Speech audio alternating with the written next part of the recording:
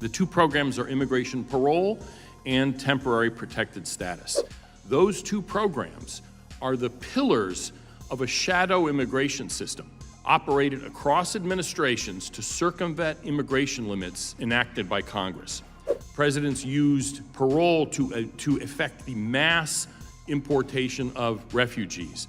So whether it's EVD or TPS or DED, it doesn't matter, it's all the same thing. Get work permits into the hands of illegal immigrants. USCIS currently lists 12 countries whose illegal aliens have TPS, and the total number is estimated at more than 1.3 million. Trying to fence in parole and TPS by adding more adjectives and adverbs to the law isn't going to work. It hasn't worked before, it's not going to work again. And I now recognize Mr. Krikorian for his opening statement. Thank you, Mr. Chairman. Abuse of our immigration system is widespread. Criticism often focuses on fraud, and there's certainly plenty of that. But arguably more alarming and certainly more amenable to congressional action is when the executive branch itself is engaging in abuse of the immigration system. I'd like to discuss two immigration programs duly enacted by Congress, but which have been abused so flagrantly and so consistently by presidents of both parties, I'm afraid, over a period of decades, that they have demonstrated that the executive branch simply cannot be trusted to exercise discretion responsibly in immigration matters.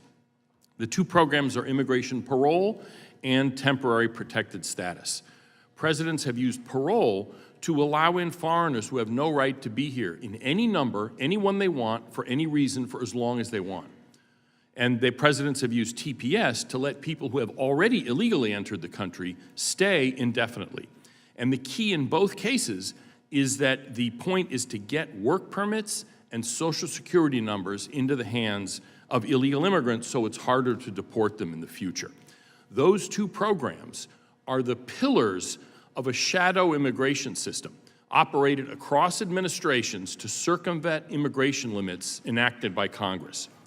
Immigration parole is the first, and it was invented in 1952 to enable the executive branch to let in certain specific individuals for emergency or reasons that are of great importance to the nation.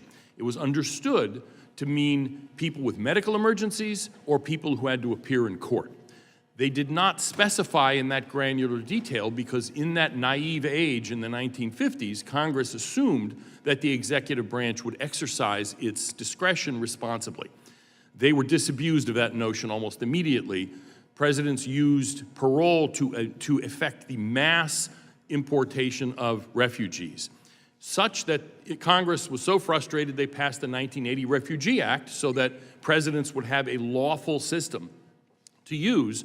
Unfortunately, when that happened, the executive then invented whole new parole programs that had nothing to do with refugees. Family reunification parole, Central American minors parole, international entrepreneur parole, and something called parole in place, which is a legal fiction where illegal aliens are retroactively paroled. It's a parole for almost every purpose. But those abuses pale in the light of the misconduct of the Biden administration and its DHS led by Secretary Alejandro Mayorkas, who paroled in nearly 3 million inadmissible aliens, more than all previous grants of parole combined, which was one of the main reasons this House impeached Secretary Mayorkas. The other pillar of this shadow immigration system is temporary protected status. And again, as with parole, the point was Congress trying to fence in executive freelancing. Because before that, what presidents had done who didn't want to deport illegal aliens is they made up this fake status, which has no basis in law, called extended voluntary departure, EVD. And so the point of TPS was to create kind of a system that was regularized and subject to oversight. The problem is, when the first grant of TPS, which was granted to Salvadorans, who were pretty much all still here, when that expired, the Bush administration, the first Bush administration, made up another 3 initial fake status called deferred enforced departure, DED, to let them all stay. So whether it's EVD or TPS or DED, it doesn't matter, it's all the same thing. Get work permits into the hands of illegal immigrants. USCIS currently lists 12 countries whose illegal aliens have TPS, and the total number is estimated at more than 1.3 million. So what can Congress do about this? Trying to fence in parole and TPS by adding more adjectives and adverbs to the law isn't going to work. It hasn't worked before. It's not going to work again. There are three changes I would suggest to limit these kind of abuses. One, repeal the TPS statute. There's no need for it. ICE can always withhold, suspend deportation for 60 days or 90 days if there's some problem at, say, the airport in a country suffering from an earthquake. Number two, cap parole, numerically limit grants of parole. You need some kind of parole because you need to have a little wiggle room in any big system. But presidents have shown they cannot be trusted with discretion, so that a numerical cap, there's been a suggestion, legislative suggestion of 3,000 a year, maybe 5,000 a year. I don't have a magic number, but the idea is the same. And most important, prohibit DHS from giving work permits to any alien whose statutory status doesn't expressly provide for it, like, say, an H-1B. None of those changes are going to end all abuses of the immigration system. Asylum, in particular, is one of the real problems that Congress eventually is going to have to deal with. But the changes I've outlined would go a long way to limiting freelancing by future presidents and restoring Congress's authority over this area of immigration. Thanks for your indulgence, and I look forward to your questions. 3 million immigrants paroled into America, 1.4 million given temporary protected status, both programs hijacked for decades by presidents of both parties. A congressional hearing just exposed the shadow immigration system operating completely outside Congress's control. Witness testimony laid out something most Americans have never heard of: two legal programs called immigration parole and temporary protected status, originally created with narrow purposes, have been weaponized across multiple administrations. Parole was invented in 1952 for genuine emergencies, medical crises, court appearances. Within years, presidents used it to mass import refugees. Congress passed the 1980 Refugee Act to stop it. The executive branch responded by inventing entirely new parole programs anyway: family reunification parole, international entrepreneur parole, and something called parole in place, essentially retroactive legalization for illegal aliens already here. Then came the Biden administration. Secretary Alejandro Mayorkas paroled in nearly 3 million people, more than every previous administration combined. It was one of the central reasons the House impeached him. Subscribe right now for weekly congressional breakdowns exposing exactly how Washington really works. Temporary protected status was supposed to be temporary. At the start of the Biden administration, there were 410,000 TPS beneficiaries from 10 countries. Within 4 years, that number exploded past 1.4 million. New designations rolled out for Burma, Ukraine, Afghanistan, Cameroon, Ethiopia, Venezuela, Haiti, and Lebanon. About half of all current TPS beneficiaries were not even in the United States before Biden took office. And here is the part that should alarm every American. An estimated 95% of Venezuelan TPS holders and 91% of Haitian TPS holders entered the country illegally in the first place. TPS became exactly what it was never supposed to be: permanent backdoor amnesty. The proposed fix is direct: repeal the TPS statute entirely. ICE already has authority to pause deportations temporarily during genuine emergencies. Cap parole numerically, somewhere between 3,000 and 5,000 grants per year, instead of unlimited discretion, and prohibit DHS from issuing work permits to anyone whose legal status does not expressly allow it.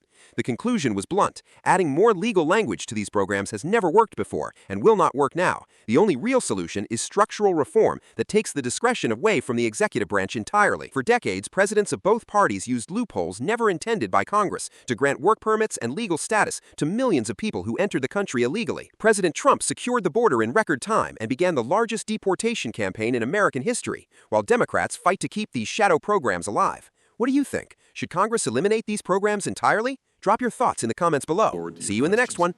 Prior administrations and the infinite amnesty lobby weaponized the U.S. immigration system both for political gain and at the expense of the American people, putting foreigners over our own citizens.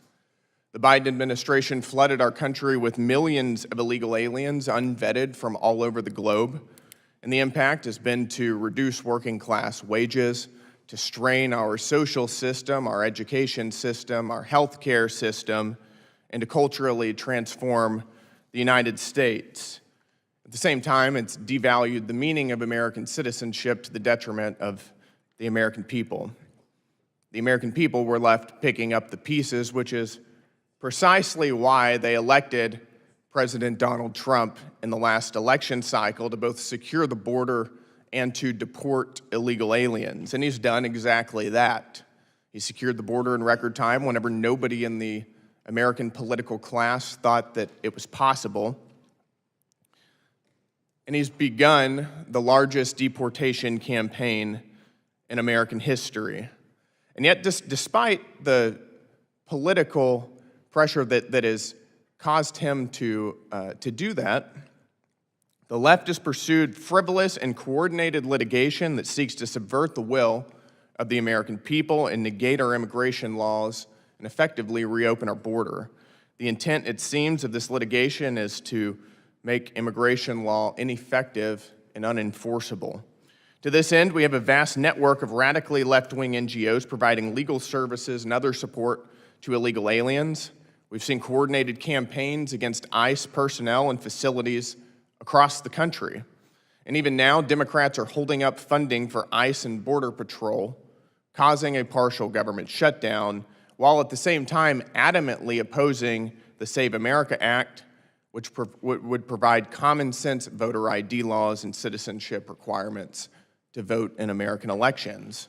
I think that the key question that many Americans ask themselves is, why is that? Why would Democrats oppose borders and oppose citizenship requirements to vote in our elections? And I think that the answer is, of course, because they believe that they gain politically from open borders, both from the impact of illegal aliens impacting congressional apportionment. Illegal aliens tend to congregate in sanctuary states and sanctuary cities, which tend to be blue, which gives Democrats greater congressional representation at the expense of Republicans, while at the same time, Democrats are making the bet that illegal aliens who do vote in our elections will vote Democrat. That's something that Democrats have talked about for quite some time now, and I think that that is the motivation behind pushes for amnesty in many cases.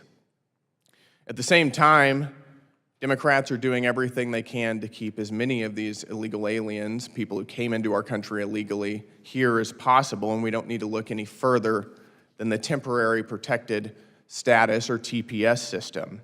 Temporary Protective Status, which was originally intended to be just that, it was intended to be temporary, a temporary reprieve from deportation due to specific circumstances. Yet the Biden administration abused it and has utilized TPS as a form of backdoor amnesty for over 1 million people who entered our country illegally. The numbers speak for themselves. At the start of the Biden administration, there were just about 410,000 TPS beneficiaries from 10 countries. In 4 years, that number increased by over 1 million to 1.4 million thanks to new TPS designations and redesignations for multiple countries. That includes Burma in 2021, Ukraine in 2022, Afghanistan in 2022, Cameroon in 2022, Ethiopia in 2022, Venezuela in 2021 and 2023, Haiti in 2024, and Lebanon in 2024. About half of all current TPS beneficiaries weren't even residing in the United States until after Joe Biden took office. In other words, TPS was a vehicle for providing backdoor amnesty for the very people that the American people saw pouring into our border for 4 years and voted President Trump into office to deport. Moreover, the vast majority of the people covered under TPS did enter the U.S. illegally, and I think that's really important. That includes an estimated 95% of all Venezuelan TPS holders and 91% of all estimated Haitian TPS holders.